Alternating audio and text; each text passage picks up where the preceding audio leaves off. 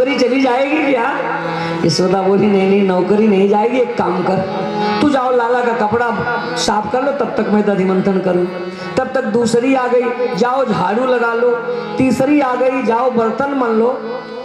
चूंकि भागवत में लिखा है कि कर्मांतर नियुक्तासु, सबको अन्य अन्य कामों में नियुक्त कर दिया। निर्मंथ स्वयं दधि, सबको अन्य कामों में लगा करके स्वयं दधि मंथन कर रही है यशोदा। और यानी यानी च गीतानी दधि मंथने काले तान गायति, उन बाल लीलाओं का स्मरण करके दधि मंथन के समय यशोदा जी गीत भी गा रहे हैं और मन वाणी कर्म से प्रभु की सेवा में लगे हैं। देखो एकदा का मतलब है एकम एकम परम ब्रह्म ददात इति एकदा, एकम परम ब्रह्म कृष्णम ददात या सा एकदा। जिसकी कृपा से परब्रह्म परमात्मा की प्राप्ति हो जाए, परब्रह्म परमात्मा को गोदी में बैठा दे, कृष्ण को दे दे, वही है एकदा यशोदा। एकदा शब्द यशोदा के लिए आया है, अर्थात जिनकी कृपा से भगवान की प्राप्ति हो जाए। अर्थात श्री कृष्ण की भक्ति चाहते हो, श्री कृष्ण का प्रेम चाहते हो, तो यशोदा मैया के पांव लागो। किसके पांव? यशोदा मैया का पांव पकड़ो कि माई कन्हैया से मिला दे। देखो अभी महात्मा रो रहा था कि मैया अपनी विधि बताओ, वही विधि से पूजा करेंगे। अगर भक्ति प्राप्त करना है, कृष्ण से प्रेम रखना है, भगवान को प्राप्त करना है, तो श्री यशोदा मैया के पांव लागो। एक परब्रह्म कृष्णम ददाति जा सायसो सा एकदा। और आनंद गेहनी भी है, एकदा नंद गेहनी, नंद गेहनी, और चाहे कह दो एक दा आनंद गेहनी। नंद गेहनी का मतलब नंद की घरवाली, गेहे भवा गेहनी, नंद से पत्नी यशोदा। और आनंद गेहनी का मतलब है जो आनंद की गेह है, माने आनंद भी जहां से पैदा हुआ है। आनंद कौन है? भगवान श्री कृष्ण। आनंदस्तु आत्मज आत्मने जात आह्लाद, आह्लाद माने आनंद, माने आनंद भी जहां से पैदा हुआ है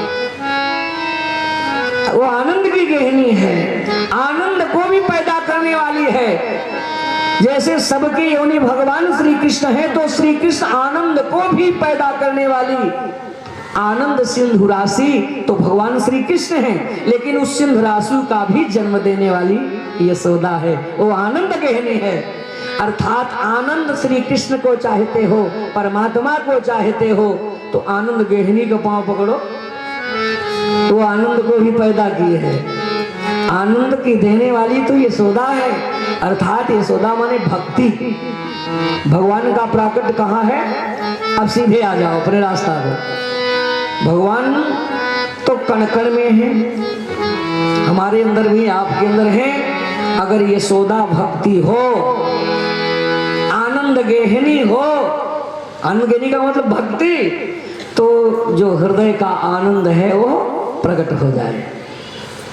इसलिए भक्ति महारानी के पांव लागो, यशोदा मैया के पांव लागो। हे मैया, हे भक्ति महारानी, इस हृदय में आप बैठ जाएं, जिससे मेरा आनंद जो छिपा हुआ है वो प्रकट हो जाए। बस यही बात है, यही आनंद गेहनी, यही इसका रहस्य। एकदानंद गेहनी कर्मांतर नियुक्तासु निर्मंथ स्वयं दधि, दधि निर्मंथने काले यानी यानी च गीतानि अस्मरंती तान गायति। और जिस समय यशोदा भक्ति दधि मंथन कर रही हैं, मन वाणी कर्म से सेवा में, माने भजन का स्मरण करना मन से हो रहा है, दधि मंथन शरीर से हो रहा है, गीत गाने का काम वाणी से हो रहा है। तो शारीरिक कर्म वाणी की सेवा और मन की सेवा, मन वाणी और शारीरिक कर्म जब ठाकुर जी में लग जाए तो जो नित्य तृप्त परमात्मा है अतृप्त बन करके, जो निष्काम है सकाम बन करके तुम्हारे पास दौड़ावे। आज यशोदा मैया दधि मंथन कर रहे हैं और दधि मंथन करते समय सुखदेव जी वर्णन करते हैं कि उनका वस्त्र कैसे है, जरा ध्यान से सुनो।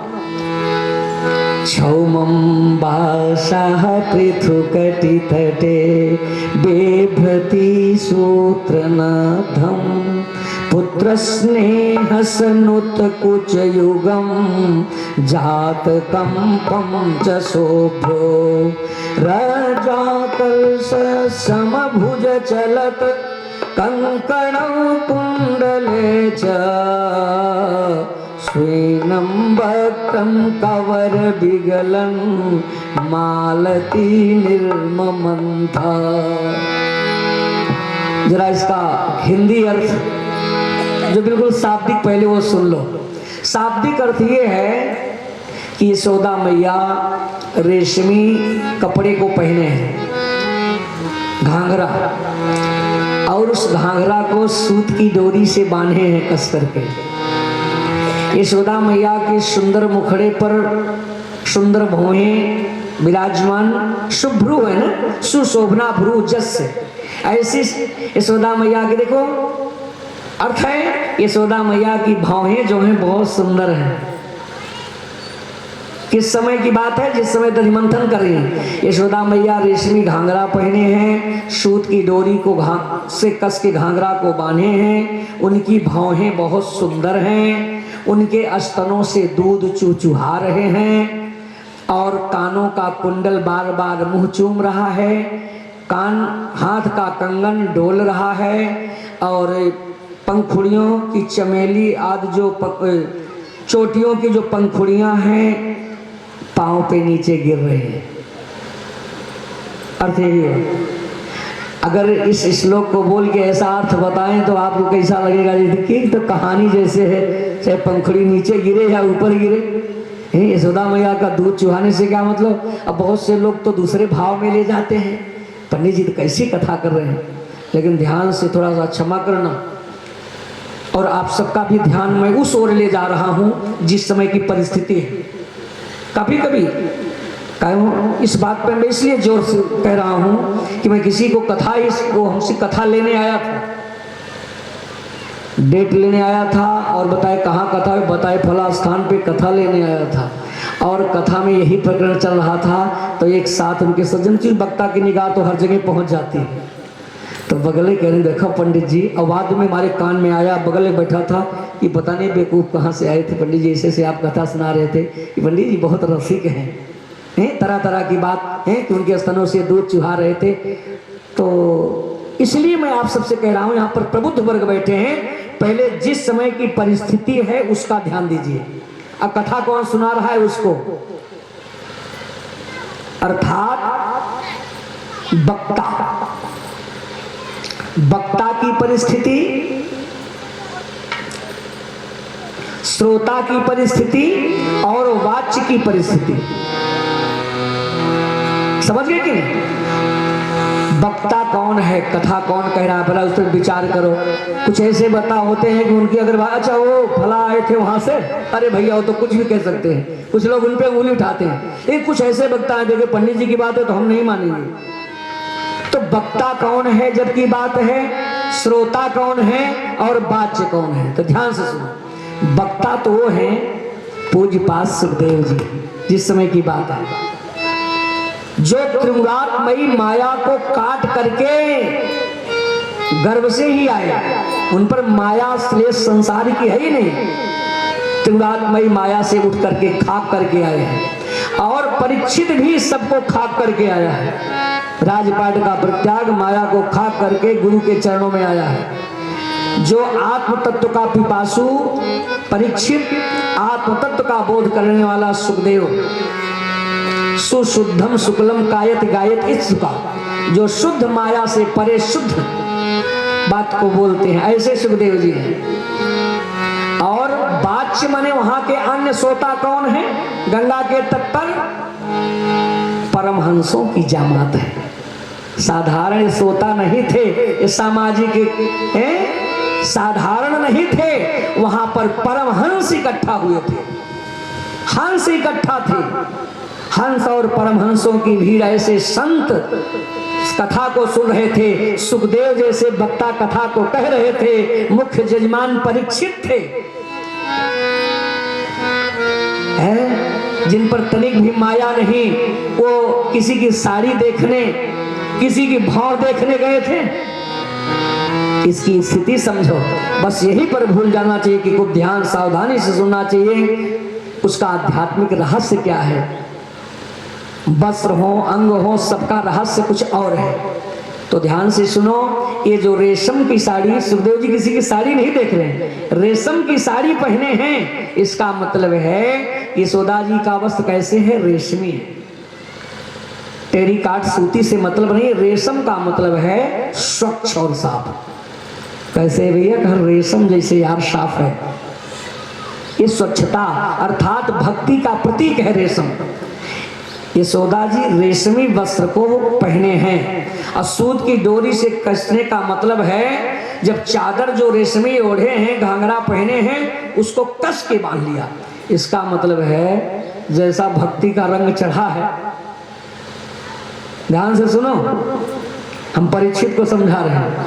जैसा रंग चढ़ा है, मस्ती आ रही है आनंद में। कहीं ऐसा न हो कि कथा सुनाने के बाद भोले महाराज इधर जाएं तो देवता प्रसाद का रंग उतर जाए। जैसे लाल लाल रंग आज है ना, और गाढ़ा रंग करना। हाँ, कन्हैया से मनाना कि हे गोविंद अब और मस्ती आवे और आनंद आवे, उत्तरोत्तर रंग बढ़ता रहे, तब तो कथा सुनाने का मजा आया। यही है सूत की डोरी से कस के बांधने का मतलब। कमर कस लो, तैयार होगी नहीं है? हाँ चलो साथ में, फिर तैयार हो ना, कोई बात नहीं, फिर कमर कस लिए। हाँ, यही है सावधानी करने का मतलब। अगर भक्ति का चादर ओढ़ लिए और रंग आ गया है तो फिर हे भगवान, ये भक्ति का रंग ढीला न हो और आपके चरणों में अनुराग हमारा बढ़ते रहे, भक्ति और उत्तरोत्तर बढ़ती रहे। और दूध चुचुहाने का मतलब, स्तन कांपने का मतलब है कि बार बार वो कन्हैया को झांक रहा था, कहीं प्रभु न आवे, इस भय से जात कंपम च शुभ्रु, इस भय से यशोदा का स्तन कांप रहा था। किस भय से? ये कहीं कन्हैया न आवे। ये तो रोज कन्हैया के काम स्तन आते थे। इसी माध्यम से सुखदेव जी परीक्षित को सावधान करें। अरे परीक्षित, इस बात को जीवात्मा को, परीक्षित को भय बना रहना चाहिए कि गोविंद जैसी कृपा किए हो, कहीं ऐसी कृपा करके फिर मेरे ऊपर से टाल न ले। हे गोविंद ऐसे ही कृपा कह रहना। यह है कांपना। इसके लिए न कांपना है कि प्रभु कहीं आमदनी कम न हो जाए है? आमदनी तो जो देना है वो तो देवे करेंगे, कहीं भक्ति न कम हो जाए, इसके लिए भगवान से कहना। अब भक्ति रहेगी, सत्कर्म रहेगा तो निश्चित समझ लो, तिम सुख संपत्ति बिना ही बुलाए, धर्मशील पर जाए सहाय। फिर वहां सत्कर्म रहेगा तो धन दौलत अपने आप आ जाएगा। इसलिए धन दौलत न मांगो, भगवान से यही मांगो कि गोविंद कहीं कृपा करके अपनी कृपा दृष्टि मेरे ऊपर से टाल न लेना। यह है जात कंपम, इसका रहस्य है। और यशोदा का कंगन बधाई दे रहा है। बोलने का मतलब, अरे यशोदा मैया तू कितनी भाग्यशाली है, मैं भी उन्हीं हाथों में हूं जिन हाथों से कन्हैया की सेवा हो रही है। वो कुंडल कह रहा, मैं उन कानों में हूं जिन कानों से भगवान का गुणानुवाद सुना जाता है। मैं उसके शरीर पे हूं जिन हाथों से प्रभु की सेवा हो रही है। मैं ऐसे जन्म जन्म ऐसे ही के शरीर पे रहूं। अर्थात जैसे आप लोग गहने पहन करके कथा में आए हो, तो वह गहने चूंकि सब भगवान के ही तो प्रसाद हैं, गहने खुश हो रहे हैं कि मैं कितना भाग्यशाली हूं कि जो इन लोगों के शरीर पे पड़ा। बहुत अच्छा किए भगवान, हमको उन लोगों के शरीर पे नहीं भेजे जो आज 5 दिन हो गया आज तक कथा में नहीं आई है, बैठ के टीवी देख रही है घर में। भगवान बहुत अच्छा कि हमको उनके शरीर पे नहीं भेजे। अब जब जब इन लोगों का जन्म हो, जब जब हो, हमको इन्हीं के शरीर पे धारण करना, मैं शोभा पाता रहूं। इनकी कृपा से हमें भी भगवान की कथा सुनने को मिले। क्या समझे, ये संसार के पदार्थ भी चाहते हैं कि भगवान के साथ हमारा संग बना रहे। कुंडल बाल बार मुंह चुम रहा है, और यशोदा मैया की जो चोटी की पंखुड़ियां झड़ करके यशोदा मैया के पांव का अंगूठा चूम रही हैं, इसका मतलब, अरे यशोदा मैया तू ठाकुर जी की सेवा में लगे और मैं तुझ तेरे सिर पे चढ़ के बैठूं। तू ठाकुर जी की सेवा में और मैं तुम्हारी खोपड़ी पे। अरे यशोदा मैया आज से मैं तेरे चरणों में रहूंगा, तेरे अंगूठे चूमूं। वो चोटी से पंखुड़ी झड़ करके यशोदा मैया का पांव चूमने लगा। क्या समझे, अगर तुम भी ठाकुर जी की सेवा में लग जाओ, संबंध जोड़ लो ना, सेवा में लग जाओगे ना, तो जिसके लिए हमें विश्वास ही नहीं रहता, हम परेशान हैं। 3 घंटे कथा में आने के लिए समय नहीं, क्या बताऊं, इतना जुताई बुआई लोग यही बताते हैं, लेकिन प्रभु पर विश्वास नहीं है। अब तू सच सच भगवान से संबंध जोड़ लो, लग के देख लो, तो जिसके लिए हम परेशान हो रहे हो वो खुद ही आकर के हमारा चरण चूमे, सफलता आके चरण चूम ले। ये इसका रहस्य है। अब इसका परिणाम क्या हुआ, जब इस प्रकार से वात्सल्यमयी, ममतामयी, स्नेहमयी यशोदा मैया माने कृष्ण की याद में समाधिस्थ हो गई, ध्येय ध्याता ध्यान एक हो गया, तो जो नित्य तृप्त परमात्मा है अतृप्त बन करके, निष्काम बन करके, भूखे बन करके आ गए। मैया का मथानी पकड़ लिए, तो मैया इधर देखी तो कन्हैया हुम करके रो रहा था। तब यशोदा मैया तुरंत गोदी में लेके दूध पिलाने लगी, और जब दूध पिलाने लगी